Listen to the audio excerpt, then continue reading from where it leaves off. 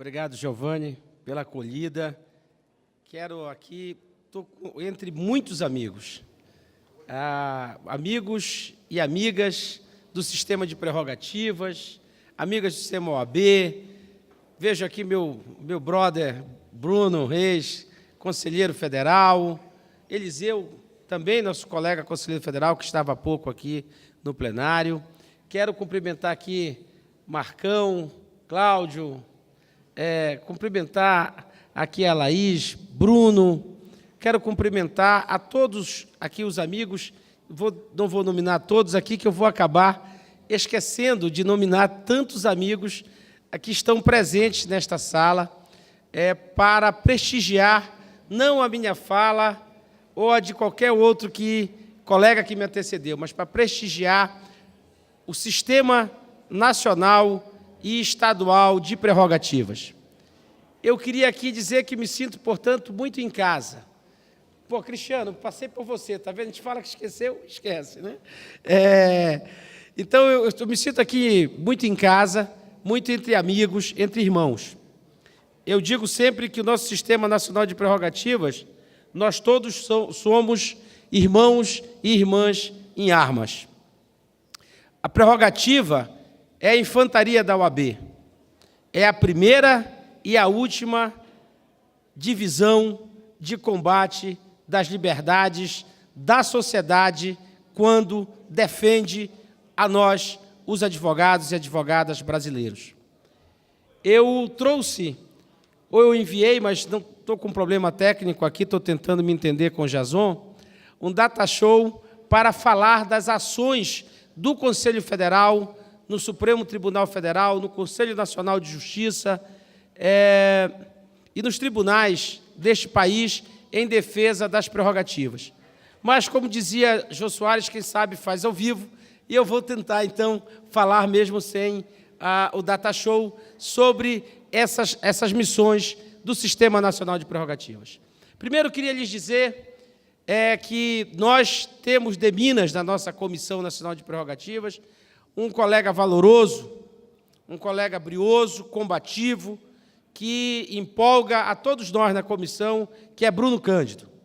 Bruno Cândido é um amigo, um companheiro valoroso que nós temos na comissão, que nos ajuda a pensar, a fazer e, sobretudo, a agir e definir a ação em defesa das prerrogativas.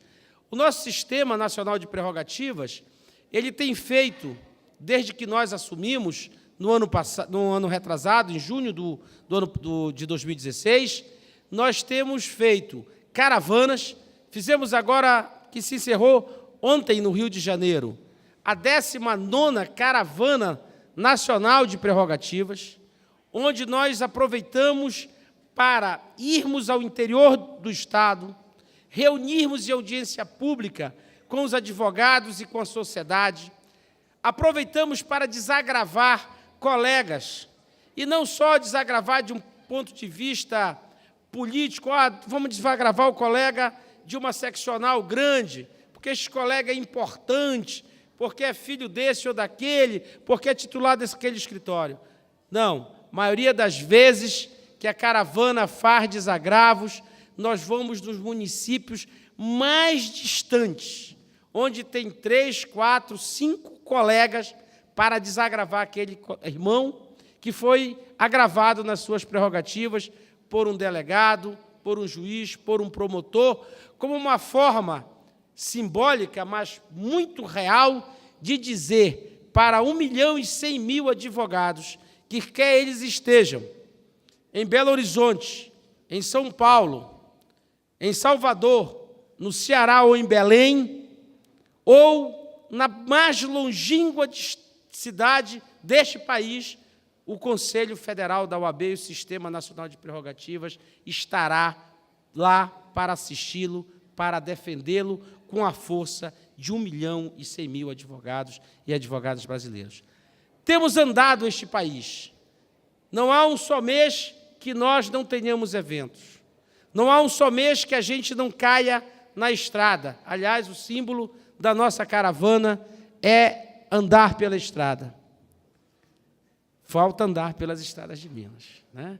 Se nós não andarmos pelas estradas que construíram a liberdade desse país, que são as estradas mineiras, nenhuma caravana terá sido boa, Bruno, pode ter certeza. Iremos sim fazer este ano a nossa caravana aqui em Minas, com certeza, vocês que estão aqui, nós estamos à plena disposição para isso. Temos apoiado também, como aqui nós já viemos aqui com o presidente Lamáquia, o presidente Lamáquia tem nos acompanhado em todas essas caravanas, como aqui em Minas, promover desagravos, participar de atos, de cursos, de formação. É prioridade nossa construirmos um sistema nacional de prerrogativas que funcione. E um desafio nosso estratégico é construirmos o sistema nacional integrado com um sistema estadual de prerrogativas. O presidente Egmar falou aqui, quando estava chegando, que teve que dividir por área, por zona, por matéria, a defesa das prerrogativas. É isso mesmo. As prerrogativas têm que ser implantadas, enraizadas, como os nossos cabelos estão nas nossas cabeças, de modo que nós possamos ter colegas que tenham especificidade para tratar. Nós temos violação, por exemplo, de prerrogativas tecnológicas, temos violação de prerrogativas das mulheres. As mulheres têm dificuldade de fazer narrativas de violação, de assédio sexual que sofrem das autoridades. E isso é uma violação de prerrogativas específica, violação de prerrogativa causada por questões étnicas, da cor. Nós temos violação de prerrogativas de todas as ordens. A Justiça do Trabalho, antes do processo eletrônico, tinha um nível de violação de prerrogativas baixo. Depois do processo judicial eletrônico, a violação de prerrogativas do seu trabalho cresceu exponencialmente no nosso sistema. Nós temos hoje uma demanda que exige a especialização cada vez maior e a profissionalização crescente do Sistema Nacional de Prerrogativas. E ele só funciona quando ele está integrado com um sistema estadual de prerrogativas que se subdivide regionalmente. Presidente Jarbas, posso interromper um minuto? Quebrar o protocolo para anunciar a entrada do nosso presidente Fabrício. Antônio Fabrício.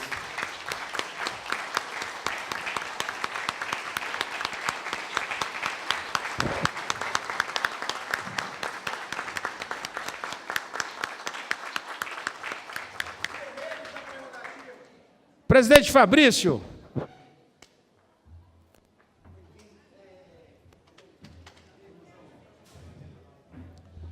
O Fabrício que preside para nossa honra a advocacia mineira, para minha honra e para minha alegria e para meu contentamento, é um irmão de longas datas, das lutas sociais, das lutas na BRAT, na advocacia trabalhista, e sei que Fabrício é um homem muito generoso, com a causa da advocacia e com a causa da humanidade, com as causas mais nobres que tornam os homens mais dignos e mais belos.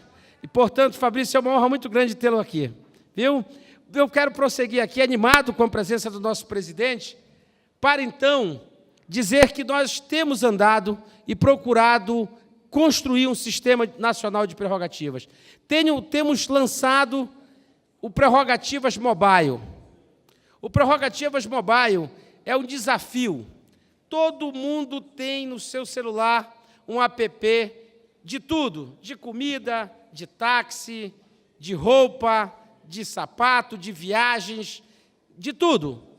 Mas ainda é pouco a quantidade de colegas que têm o aplicativo Prerrogativas Mobile. O Prerrogativas Mobile é um aplicativo que nenhum advogado ou advogada pode prescindir de tê-lo. E eu quero dizer que, antes do final dessa palestra, eu espero que os colegas tenham baixado no seu celular o aplicativo Prerrogativas Mobile, que filma, grava, tem botão de pânico, que faz um relatório que aciona imediatamente a comissão de prerrogativas e transforma a sua reclamação num processo administrativo de tutela do seu direito como advogado e advogada. Portanto, eu quero pedir a cada um aqui que seja um veículo de divulgação desse aplicativo Prerrogativas Mobile. Quero, então, entrar aqui agora nas ações da OAB no Supremo Tribunal Federal. Queria... Jason, não chegou meu... Se chegar aí, você me avisa, tá bem? Queria entrar aqui e falar de algumas ações importantes. Dia 20 e 21 de agosto e 22 de agosto do ano passado, nós fizemos uma marcha nacional das prerrogativas em Brasília. Achamos que depois de um ano viajando o país, era hora de nós confrontarmos, pela primeira vez na história dos 85 anos da OAB, as autoridades do Judiciário. Fomos ao Supremo Tribunal Federal, fomos ao Conselho Nacional de Justiça e apresentamos um rol de demandas. No Supremo Tribunal Federal, apresentamos pedido de preferência sobre uma dúzia de processos da OAB, que estão lá e que dizem respeito à defesa das nossas prerrogativas. E no Conselho Nacional de Justiça, há outra dúzia de medidas que precisam ser feitas.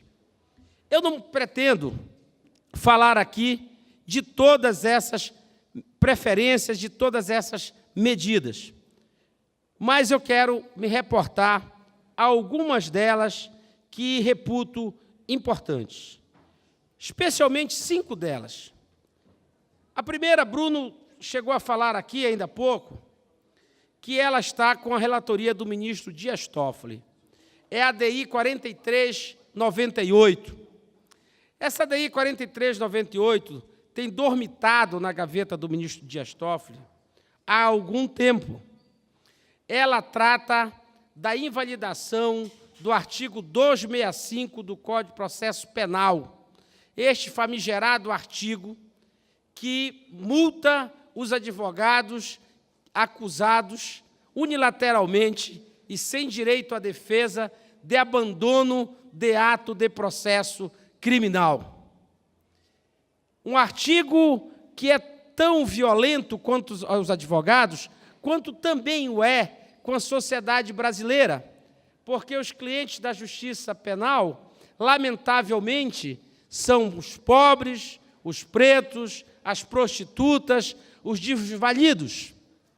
E a eles, o juiz multa o advogado em 10, 20, 30, 40 salários mínimos e nomeia um advogado que vai passando pelo corredor para fazer o tribunal do júri. Afinal, diante daquele magistrado que ganha acima do teto, que ganha diárias sem ter viajado, que ganha licenças e bolsas sem ter estudado, diante daquele magistrado está uma mulher ou um homem pobre que não merece a defesa técnica de qualidade. O destino dele é quase certo, é a prisão, é o cárcere.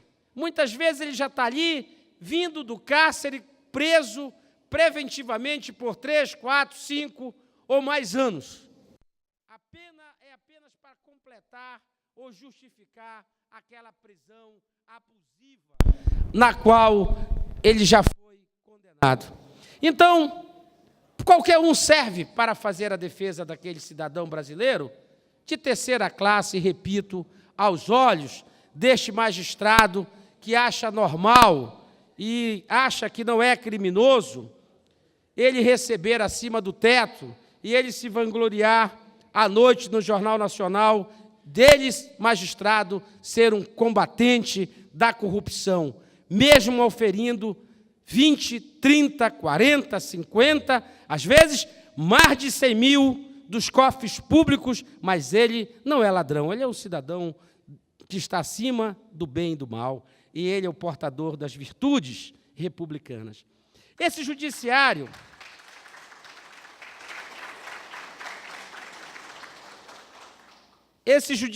então, precisa que nós invalidemos esse artigo do Código de Processo Penal. Essa é uma ação para nós muito importante.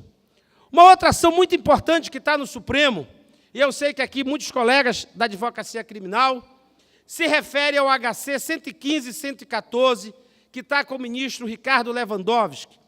Ele é um caso que vem do Rio Grande do Paraná, onde o colega é advogado e doutrinador da área penal, o Nery vai a visitar o seu cliente e todo o ato dele, desde quando ele entra na penitenciária de Catanduvas até o sair, ele é inteiramente monitorado e filmado.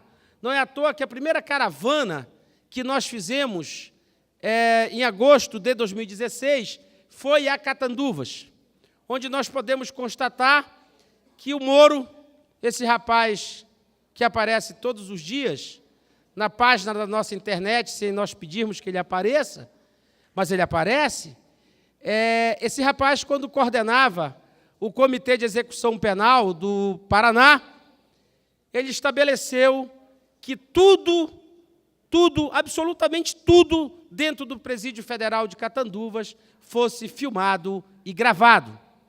De modo que o advogado não tem como falar com o preso sem ser gravado, filmado. Tudo que ele pode falar com o preso tem que ser dito com antecedência para a autoridade penitenciária, deve ser informado as páginas do processo e o processo que ele vai falar, e se ele sair desse script, a autoridade interrompe o direito de entrevista do preso, que é constitucional, com o seu advogado. Esta norma, como tudo no Brasil, quando você faz uma coisa boa no Brasil, demoram-se muitos anos para que essa coisa boa se propague.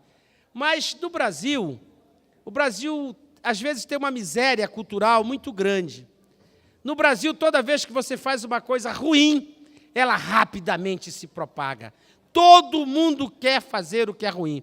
Então, o Moro fez essa determinação, o Sistema Penitenciário Federal transformou em norma administrativa, a OAB do Paraná foi ao CNJ, o CNJ disse que era uma norma judicial, o Conselho Federal foi ao Judiciário, o Judiciário disse que era uma norma administrativa.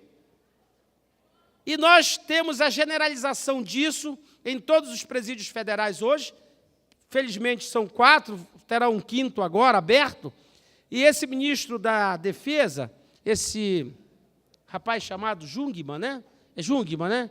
Esse rapaz também, né? Que é teatral, ele é teatral. Ele faz agora uma operação espanta-barata no Morro do Rio de Janeiro, e a gente tem que vir do Rio de Janeiro para cá agora para a conferência, sendo parado em barreira, que estão procurando para que os bandidos do Rio não venham para Minas, né? E os bandidos do Rio estão só visitando parentes de outros estados, etc., na praia, tranquilo. O Exército vai lá, vai gastar R$1 bilhão do bolso da viúva, e os bandidos vão voltar para o Rio de Janeiro, porque eles não vão sair A visão do morro é maravilhosa, não é verdade? Você vê a praia, vê tudo, então eles vão voltar para lá.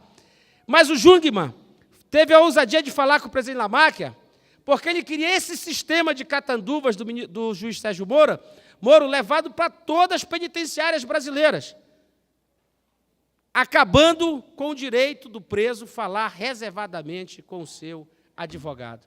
Veja que a nossa Constituição tem uma sensibilidade humana, que ela diz que é direito de todo preso entrevistar-se, no momento da sua prisão, com a sua família e com o advogado. Veja, é quase santo esse dispositivo da Constituição. Ele diz que o preso tem direito de falar com o filho, com a mãe, com a esposa ou com o esposo, e com o advogado. Ele coloca o advogado dentro da intimidade familiar do preso. Mas o Moro não conhece o que é direito fundamental. Aliás, o que nós temos feito nesse Brasil cotidianamente, é a arte de rasgar os direitos fundamentais. 3 outras ações são prioridades para nós. Na época da Marcha das Prerrogativas, 2 delas estavam ajuizadas. É a DPF 444, essa DPF 4444 é o meu número de sorte, viu, presidente Fabrício?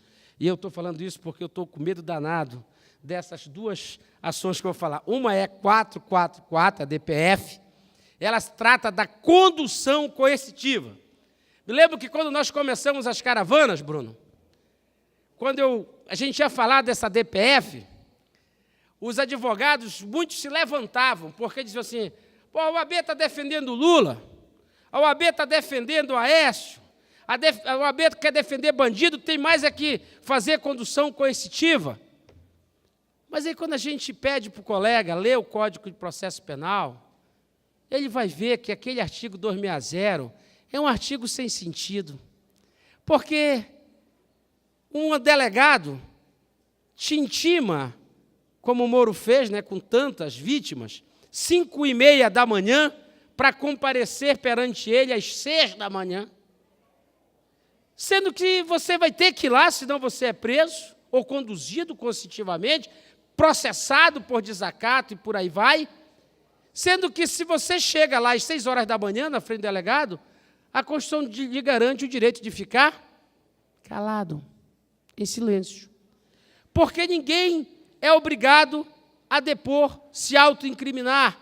Isso está na Corte Interamericana de Direitos Humanos, na Comissão Interamericana de Direitos Humanos, é precedente de todas as cortes internacionais a que o Brasil obrigou-se a cumprir, né? Então, essa condução coercitiva fere a liberdade de expressão, a liberdade de manifestação. É um abuso, presidente Fabrício, que só tem uma utilidade, é a teatralização do ato de investigação, é a destruição do direito de defesa. É isso que nós chamamos e temos condenado como publicidade opressiva, que desfaz do réu e do seu advogado, desfaz do direito de defesa, do contraditório e faz tábua rasa da Constituição. Em boa hora, sei que muitos não gostam dele, porque ele tem uma vida pregressa, polêmica, mas em boa hora o ministro Gilmar Mendes refletiu sobre essa sua trajetória em direção, cada vez mais, à larga estrada do mal em termos de garantias e retroagiu nessa estrada e deferiu a liminar, suspendendo as conduções coercitivas no Brasil. Dia 21 de março, eu quero anunciar aqui desta tribuna aos meus irmãos e irmãs, dia 21 de março, nós estaremos no Supremo Tribunal Federal sustentando esta procedência da DPF 444 para invalidarmos a praga inconstitucional, imoral, abusiva da condução coercitiva. Esperamos que nós tenhamos sorte com esse número, Bruno, 444, e possamos ter uma vitória a favor da nação brasileira. Uma outra ação que temos é a DC 44. A ADC 44. Eu estou cheio de 4, espero que eu dei sorte. Mas essa aqui está muito difícil ter sorte com ela. Vocês lembram que dia 22 de setembro de 2016, a OAB e todas as entidades da advocacia criminal brasileira, associações de advogados, Abracrim, IBCCrim, o nosso IAB com Técio Liz e Silva, com o Abracrim com Elias Matar, a ASP de São Paulo com Leonardo Sica e tantos outros colegas brilhantes e ilustres desse país, sustentamos a constitucionalidade do artigo 283 do Código de Processo Penal. O que é que diz esse artigo? Esse artigo diz o que a Constituição diz, que ninguém pode ser preso antes do trânsito em julgado do processo. Mas naquela fatídica tarde, por um voto, o Supremo entendeu que deveria executar a pena na segunda instância. Mesmo que a Defensoria Pública do Rio de Janeiro e de São Paulo mostrasse da tribuna casos absurdos de mulheres, de jovens condenados e depois absolvidos no STJ e depois no Supremo Tribunal Federal. Eu queria chamar a reflexão dos senhores para o seguinte dilema da nossa democracia. Muitos pensam que ainda vivem num lugar que não mais existe. Eu me refiro à democracia brasileira. Os militares, em 1969, com as AI-5, foram muito mais honestos. Eles chegaram e disseram, num comunicado solene para a nação brasileira, que estavam fechando o regime, estavam suprimindo com o habeas corpus. Foi este ato, lembro aos mais novos, dos militares, dia 13 de dezembro de 67, que fez com que a OAB retirasse seu apoio, é verdade, a OAB apoiou o golpe militar, e passasse a combater a ditadura militar, até chegar ao momento da transição com Raimundo Fauro, em 77, e ser restaurado as garantias do habeas corpus. Eu estou aqui diante de uma plateia de muita gente ilustre e de grandes escultores do direito penal. E todos aqui sabem que o direito do brasileiro ao habeas corpus foi e tem sido suprimido. O juiz de primeira instância, na dúvida, não concede o HC, o tribunal, na dúvida, mantém a decisão do juiz e o STJ ratifica. E o Supremo não dá porque as 3 outras instâncias não deram e não foi esgotado ainda o trâmite.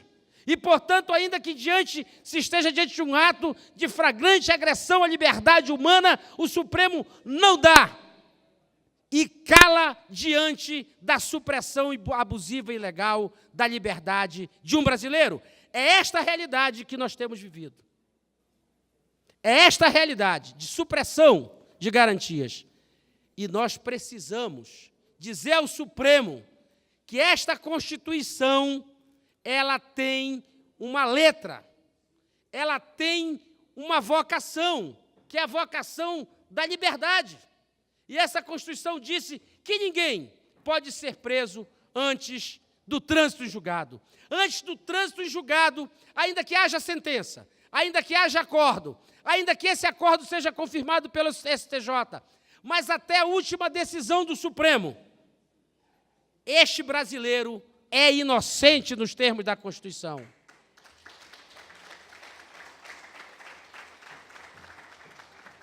E é esta a causa da ADC 44.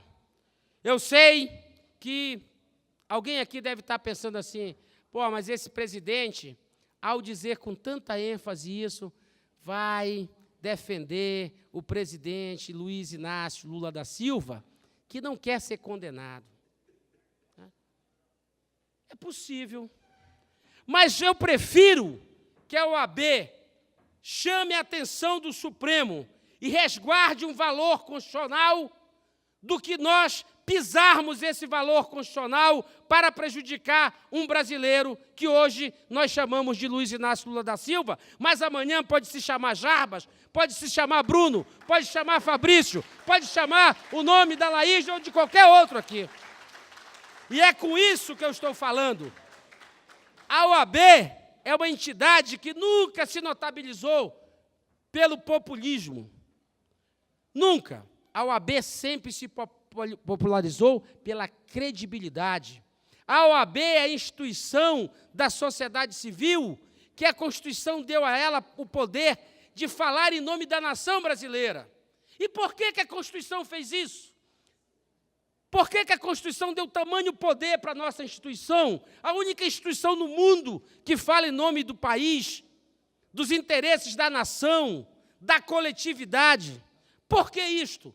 Porque a Constituição sabia que esse nosso Estado é um Estado fraco, que o nosso Ministério Público foi construído a partir dela e não tinha independência, que esse nosso Judiciário ainda é muito elitista, aristocrático, metido a canela fina, e ele precisava de uma entidade forte, nascida do coração da sociedade, que é a OAB.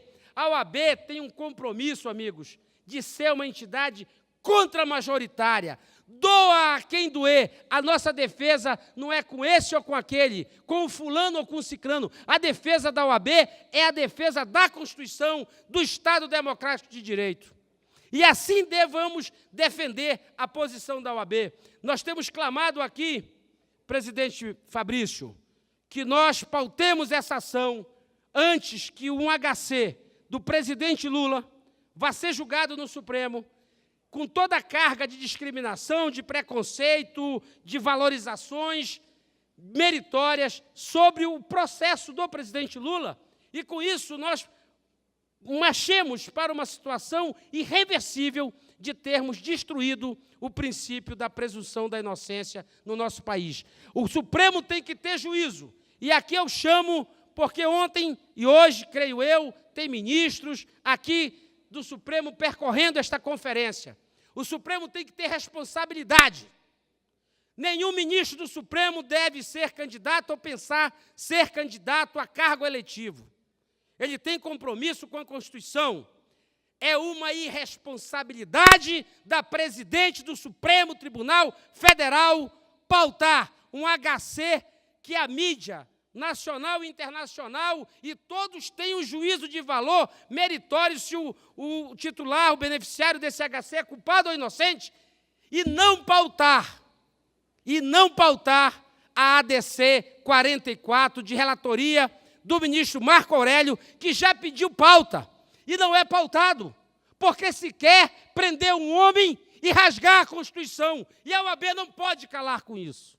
Essa ação, ela é imprescindível, que nós tenhamos a coragem de dizer à nação que, se o Supremo quiser rasgar a Constituição e o princípio da presunção da inocência, rasgará, então, julgando a ADC do Conselho Federal da OAB, a ADC 44, que diz que o artigo 283 do Código de Processo Penal é constitucional. Por último, tem também, na mão de um ministro que vivia nos corredores da cozinha e no cafezinho da OAB, eu me refiro ao ministro Barroso. O ministro Barroso adquiriu uma doença como ministro, que toda vez que a OAB diz sim, ele diz não. Toda vez que a OAB diz não, ele diz sim. Se tornou um arrivista. Mas ele é relator da DPF 496, que nós, do Sistema Nacional de Prerrogativas, no dia 22 de agosto do ano passado, aprovamos no Conselho Federal da OAB, e a OAB, por unanimidade, acatou essa proposição nascida da Marcha das Prerrogativas de arguir a invalidade do artigo 331 do Código de Processo do Código Penal, que é o crime do desacato. Nós ainda somos uma casa grande. Uma casa grande que tem o senhor da casa grande, tem aqueles que servem o cafezinho do senhor das casas grandes, aqueles que limpam o terreiro da casa grande, e tem aquela grande maioria que vive nas senzalas e no eito para o trabalho duro e pesado e para exposto às chicotadas e os castigos do senhor da casa grande. O crime de desacato, ele é um pouco isso. Olha, a nossa Constituição, ela não quis que o Estado ficasse acima da sociedade. Pela primeira vez, uma Constituição brasileira disse que a sociedade ficava acima do Estado. Nós vimos aqui o presidente Aguilar dizendo que deu voz de prisão a um policial como membro do sistema de prerrogativas. E ele fez certo, e ele fez bem. Mas toda vez que o membro de prerrogativas dá voz de prisão a um juiz, a primeira expressão que vem de um colega meu e de OAB é sempre assim: esse cara é louco. Mas por que é louco? O cara é juiz ou juíza, eu sou advogado. Ele está cumprindo a função dele de autoridade, e a minha é muito maior do que a dele, porque eu estou defendendo a sociedade inteira contra ele, que é uma ameaça, sendo um agente público do Estado. O crime de desacato é aquele que mais envergonha todos nós brasileiros, nós, em particular, advogados. Creio que ninguém aqui dessa sala, que é advogado mesmo, sabe, que tem isso aqui rasgando dos balcões, se esfregando aqui pela serventia, nunca nos sentiu o cara olhar para você assim e dizer, olhe, se o senhor falar mais uma vez, eu vou mandar ele prender. E às vezes nem fala, olha. E vem um servidor e diz assim, doutor, pare, senão ela vai lhe prender por desacato. Todo dia tem advogado preso nesse país, Bruno, por desacato. Não há um dia que eu estive na presidência nacional da Comissão de Prerrogativas e um guarda da esquina nos socou um colega ou uma colega dentro de uma viatura algemado por desacato. Esse crime é um crime vetusto que expõe as chagas da nossa formação histórica, do autoritarismo, do Estado e das autoridades brasileiras, e ele precisa parar. O juiz que se sentiu ofendido pelo advogado, que ele processe o advogado por injúria, por difamação, por calúnia. Mas aquelas plaquinhas nos corredores do INSS, das salas da Justiça Federal, que vergonha! Desacato, artigo 331, ofender a autoridade. Que absurdo, que país é esse, né? A gente precisa limpar o país desse tipo de coisa. E essa DPF está na mão do ministro Barroso. Nós fizemos uma audiência pública, segunda-feira passada, no Conselho Federal da OAB, a qual ocorreu para esta audiência entidades internacionais de direitos humanos e de defesa dos direitos fundamentais, das garantias do processo. E nós esperamos que o ministro Barroso, um homem hoje carregado de muitos pecados contra a advocacia e contra as prerrogativas da advocacia brasileira, possa começar a ser perdoado um pouquinho, nos dando essa liminar e acolhendo a arguição de invalidade do crime de desacato. Eu tenho muitas coisas para falar, mas já veio a placa, a moça já me mostrou, eu vou parar de falar, eu me empolgo quando falo de prerrogativas, quando o presidente Fabrício está ao meu lado, com o presidente Bruno mais ainda, mas eu quero dizer só uma coisa para terminar, que eu ia falar também no meu data show. Eu não sou o Delanyol, não, né? O Delanyol só fala com data show, né? PowerPoint, mas eu não sou o Delanyol. Eu queria dizer o seguinte, esse é um ano de eleição na OAB, e eu ia fazer aqui uma provocação apenas para o debate, sem nenhuma intenção de que isso vire e mude. Mas eu penso que, se prerrogativas é realmente o mais importante para a OAB, a gente precisa consertar umas partes do nosso estatuto. Aí já é uma conversa mais entre nós. Porque, veja, por que a Caixa de Assistência tem 20% das anuidades? Por que a ESA tem 3% dos nossos recursos? Por que os tribunais de ética têm, alguns deles, autonomia administrativa, todos têm, né? E também alguns financeira? Por que só a Comissão de Prerrogativas da OAB, o Sistema Nacional de Prerrogativas, não tem nenhuma coisa nem outra, nem autonomia administrativa e política, nem financeira? Eu fico me perguntando, por que o presidente da Comissão de Prerrogativas não tem status de diretor?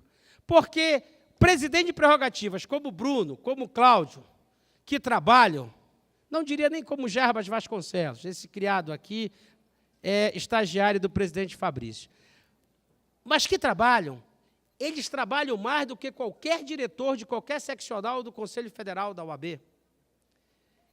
Esse cara tem que ter o status de diretor, ele tem que ter liberdade de iniciativa de processar as autoridades, independentemente da posição política da diretoria e da seccional. Por que nós, quando recebemos aqueles pedidos de defesa de prerrogativas espinhosos, nós abrimos o processo de prerrogativas? E aí tem que ir para a comissão, para um relator, depois da comissão para uma Câmara, para uma turma, para um recurso, até no Conselho Federal, na primeira Câmara, recursos sobre prerrogativas. Depois de 3, 4 anos, há que se ter o tempo da razoável duração do processo da tutela de prerrogativas. E era isso que eu ia propor aqui. A presidente Marinella, lá em Alagoas, deu ao seu presidente de prerrogativas o status de diretor. É um status, porque não é norma. Precisava mudar a lei. Mas eu quero me referir, presidente Fabrício, meus colegas do Conselho Federal, todas as prerrogativas, que a gente precisa, neste ano eleitoral, pensarmos em garantir, seja lá por que caminho for, autonomia, independência, rapidez, prontidão para a defesa das nossas prerrogativas. Olha, nós precisamos, nesse país, fazer uma coisa urgentemente para esse país se ajeitar. Sabe qual é essa coisa? É confrontarmos a magistratura e o Ministério Público desse país. E só quem pode fazer isso somos nós. Obrigado.